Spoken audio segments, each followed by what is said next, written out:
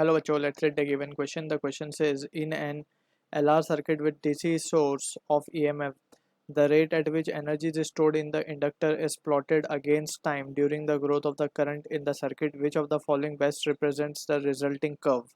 Option 1, 3, 2, 4. हमें चार curve given है basically rate versus time के.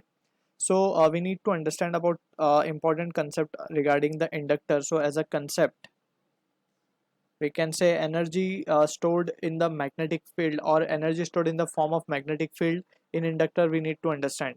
Let's suppose हम बात करते हैं पहले basic terms की. Let's say we have an inductor जो कि connected है across a battery, right? And in that situation we can say कि हमने अभी switch को close किया है, तो यहाँ से क्या होगा, current will start flowing through the inductor. अब इंडक्टर की जो प्रॉपर्टी होती है बेसिकली ये होती है कि ये करंट के वेरिएशन को अपोज करता है इन द सर्किट. लेट्स से हमने जैसे ही करंट बैटरी स्विच ऑन किया, so in that situation current जो सर्किट में वो it will start growing, right? So इस ग्रो को ये इंडक्टर क्या करेगा, of value inductance value L, it will oppose, right? So ये अपोजिशन को ओवरकम करने के लिए battery has to do some external work.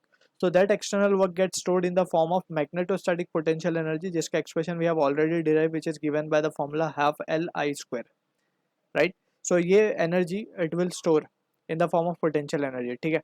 So अब क्या होगा कि again the current will start flowing and current continues बढ़ते बढ़ते opposition को accept करते हुए and overcome it, and after that the current in the circuit becomes maximum. Once current become maximum in the circuit, so in that situation inductor का कोई use नहीं रह जाता फिर, क्योंकि inductor works only till there is a variation of current in the circuit, right? So हम क्या करते हैं, एट स्टेडी स्टेट बोला जाता है स्टेट को जहाँ पे current in the circuit becomes maximum. So ये स्टेट में क्या होता है कि हम इंडक्टर को ऐसा सपोज करते हैं जैसे वो इंडक्टर है ही नहीं उसके अंदर, right? And we can basically say to be precise we can say we short circuited, right? So this is the basic understanding we must have regarding the question we have been asked.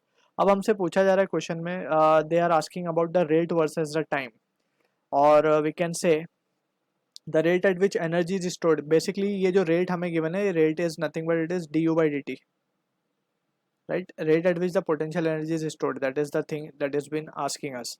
अब हम अगर बात करें ये जो हमें given है u is equals to half l I t square, half L I square, sorry, ठीक है? तो अब हम अगर इसको डिफरेंशिएट कर दें with respect to time, differentiating with respect to time, so ये क्या मिलेगा हमें, D U by D T, and that will be equals to half into L into two D I by D T, right? अब अगर हम initial case की बात करें, सो इनिशियल केस में क्या होगा, इनिशियल केस में करंट जीरो होगा, क्योंकि इतना हाई अपोजिशन ये इंडक्टर देगा कि करंट जैसे ही हल्का सा बढ़ना कोशिश करे it will oppose it, right? So initially current will be 0 and 2i di by dt होगा basically 2i, right? So current अगर 0 होगा, so we can say du by dt will also be 0, यानी rate 0 हो गया basically, right? अब बात करते हैं steady state में. steady state में current की वैल्यू मैक्सिमम हो जाएगी, यानी कि कांस्टेंट हो जाएगी.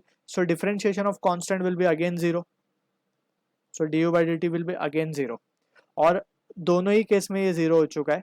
so we can say एक अगर हम इसका ग्राफ प्लॉट करें, so it will start from 0 and move toward 0, right? So in that situation we can see कि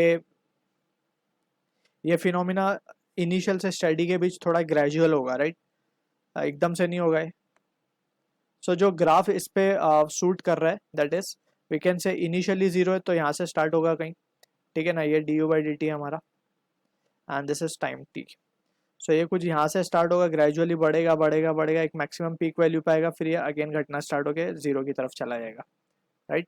सो this is the graph that we can see from the option 1, it is matching with this. So I hope you understood the solution. All the best.